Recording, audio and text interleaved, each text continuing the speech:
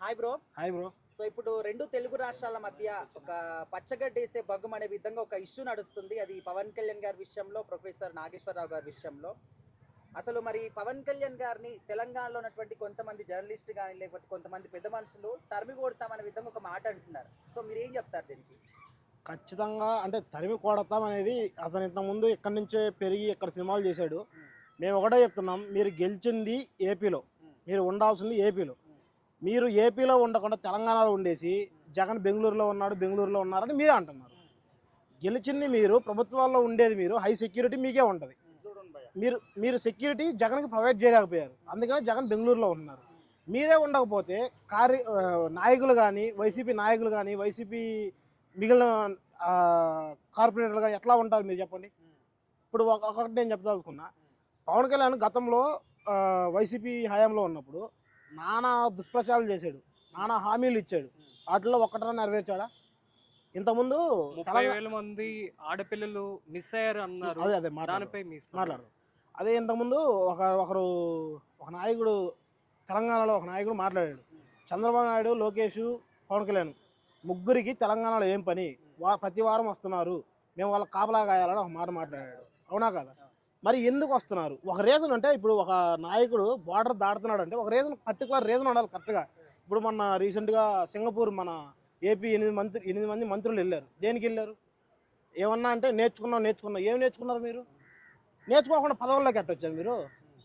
టీడీపీలో సీనియర్ నాయకులు లేరా? వాళ్ళకి ఎందుకు లేదు మీరు మంత్రి పదవులు? నేర్చుకునే వాళ్ళకి ఎందుకు ఇచ్చారు మీరు? ఏం లేదు, దగ్గర 4 లక్షల కోట్ల అప్పులు తెచ్చారు. ఇవన్నీ స్విస్ బ్యాంకులో దాచుకున్నట్టుకి మాత్రమే వీళ్ళు సింగపూర్ లేరు. ఇప్పుడు ఏం చెప్తున్నారు? డ్రామా. నేర్చుకున్నాం.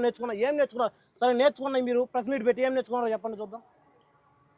నేర్చుకున్నాం అంటున్నారు కదా, ఏం నేర్చుకున్నాం? మాకు నేర్పియండి అబ్బా, మేము ఫ్యూచర్ జనరేషన్, మేము వస్తాం కదా రాజకీయాల్లోకి, మాకు నేర్పియండి.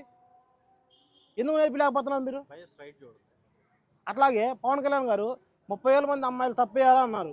దాని గురించి అంటే నెలకు ఒకరిని తీసుకొచ్చినా సరే, అంటే మీరు తీసుకురావాలే, 30,000 మంది అమ్మాయిల పేర్లు తీయండి, 2029 జగన్ వచ్చినప్పుడు జగనే తీసుకొస్తారు.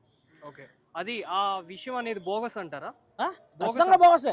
మన ఆయనే మాట్లాడండి కదా, ఏమంటారు, అమ్మాయి దిశనా, దిశ గురించి మాట్లాడమంటే, దిశ దీంట్లో పెద్ద పెద్ద వాళ్ళు ఇన్వాల్వ్ అయ్యి ఉన్నారు. ఇంతకుముందు ఏమన్నాడు? నాకు సెంట్రల్ గవర్నమెంట్ నిఘాలు ఉన్నాయి, నాకు నిఘాలు చెప్పాయి అన్న, 30,000 మంది మిస్ అయ్యారని చెప్పి అన్నాడు. ఇప్పుడే అడిగిపోయాయి నిఘాలు. ఇప్పుడు సెంట్రల్ గవర్నమెంట్ మీ చేతిలో ఉంది కదా, ఇప్పుడే అడిగిపోయా నిఘాలు తీసేశారా? మీరు చెప్పండి, తీసేశాడా? పవన్ కళ్యాణ్ది అసలు అసలు పవన్ కళ్యాణ్ గురించి మాట్లాడడం అనవసరం. ఎందుకంటే ఓసర వెళ్ళైనా కొన్ని రంగులే మార్చుద్ది, ఏం అట్ట కాదు. ఏ పార్టీ జెండా కనబడితే ఆ పార్టీ జెండా పట్టుకుంటాడు, ఎవరు కనబడితే వాళ్ళు కాళ్ళు పట్టుకుంటాడు. ఇప్పుడు త్వరలో జగన్మోహన్ రెడ్డి హైదరాబాద్ మకా షిఫ్ట్ చేస్తున్నాడు. అసలు హైదరాబాద్ లో ఉండాలనుకుంటున్నారా, లేకపోతే జగన్మోహన్ రెడ్డికి ఈ నుంచి ఏమన్నా కార్యకలాపాలు చేసేందుకు ప్రయత్నిస్తాడా? ఖచ్చితంగా. ఎందుకంటే ప్రజెంట్ ఏపీలో సిచ్యువేషన్ ఎట్లా ఉందో మనం చూసాం ఇంతకుముందు. అంటే ఇంతకుముందు గంజాయి తీసుకున్న బ్యాచ్ ముందు ఏ కేసులు ఫైల్ చేయకుండా, ఏం లేకుండా డైరెక్ట్ లా చేతిలోకి తీసుకున్నారు. నరి రోడ్డు మీద కూర్చోబెట్టి కొట్టారా లేదా? ఇంతకుముందు మచిలీపట్నం ఎంపీ అదే డ్రగ్స్ కేసులో దొరికాడు. ఏం చేశారు? అదే పల్నాడు డిస్టిక్లో ఒక వైసీపీ అభిమాని జిలాని అనేవాడి మీద కత్తితో అటెంప్ట్ చేశారు, చనిపోయాడు అతను. మీరేం చేశారు? అటెంప్ట్ చేయటం కాదు, అడ్డంగా నరికి. అదే అటెంప్ట్ చేసి చంపేశారు. ఏం చేశారు మీరు? సరే దాన్ని కూడా తీసేయండి. ఇప్పటి వరకు 2024 నుంచి 2026 మే వరకు దగ్గర 343 మంది రైతులు ఆత్మహత్య చేసుకున్నారు. దాని గురించి ఏమైనా ఆరా తీశారు మీరు? పోనీ అచ్చెన్నాయుడు ఏమంటాడు?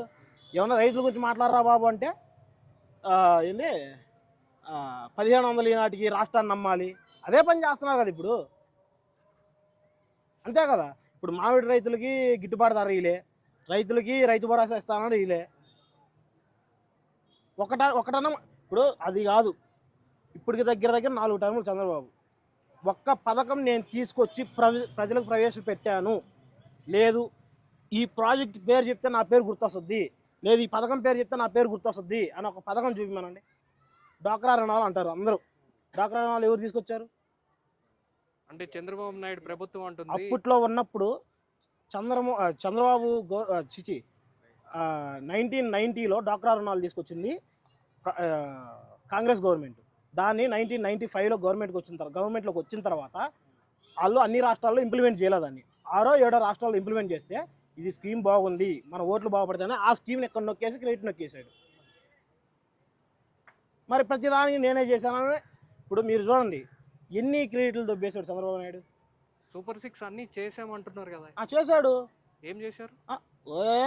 నాకు నిరుద్యోగ నెలకు 6,000 వేస్తున్నాడు. నీకు వేస్తున్నాడా? నెలకు ఆయన 3,000 చెప్పింది, నాకు 6,000 వేస్తున్నాడు. నాకు నిజంగా 6,000 వేస్తున్నాడు. స్టేట్మెంట్ చూపిండి. స్టేట్మెంట్ అదే స్టేట్మెంట్ తీస్తే ఇది చాలా పొడుగు ఉంటుంది, 2 సంవత్సరాలు కదా. మహిళలకి ఫ్రీ బస్ అంటున్నారు, దానిపై మీ స్పందన? మహిళలకి ఇంతకుముందు ఫ్రీ బస్ అన్నాడు, అంటే ప్రతి ఒక్క దగ్గర ఇస్తామని చెప్పాడు. తర్వాత ఏం చేశాడు? ఇచ్చిన తర్వాత ఈ డిస్ట్రిక్ట్ దాటిపోతే మీరు ఖచ్చితంగా పైసలు కట్టాల్సిందే అన్నాడు. మరి ఎందుకు ఫ్రీ బస్ అంటే ఇప్పుడు రేవంత్ రెడ్డి ఇస్తున్నాడు, ఎక్కడి వరకు ఇస్తున్నాడు? ప్రతి ఒక్కరు ఎవరు వెళ్ళినా ఆధార్ కార్డు ఇస్తే ఫ్రీ మీకు, అంతే కథం. మళ్ళీ డిస్ట్రిక్ట్ దాటకూడదు, ఇన్ని కండిషన్స్ ఎందుకు? మళ్ళీ దానికి సూపర్ లగ్జరీ ఎక్కకూడదు. చేస్తే పథకాలు చేస్తాం. ఇప్పుడు మేము ఇంతకుముందు ఏదో అన్నారని చెప్పని పవన్ కళ్యాణ్ ఒక స్టేట్మెంట్ ఇచ్చాడు, విజయ్ సింగిల్గా వచ్చాడు, జగన్మోహన్ రెడ్డి విజయ్ సింగిల్గా వచ్చాడంటే ఇప్పుడు నువ్వు అన్నావు ఇంతకుముందు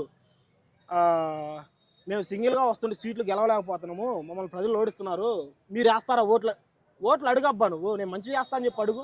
2 సంవత్సరాలు నిలదొక్కో, 3వ సంవత్సరం కూడా నిలదొక్కో, ఎందుకేరు ఓట్లు? నెక్స్ట్ రాబోయే రోజుల్లో పవన్ కళ్యాణ్ సింగిల్గా పోటీ చేయొచ్చు అంటారా? అదే చెప్పా కదా మొన్న ఇంతకుముందు ఇక్కడే ప్రెస్ మీట్లో చెప్పా ఒకటి, జనసేన పార్టీ నాయకులకి కార్యకర్తలకి మేడే శుభాకాంక్షలు రా అని చెప్పా. ఎప్పటికీ జెండా కూలి అది. Thank you.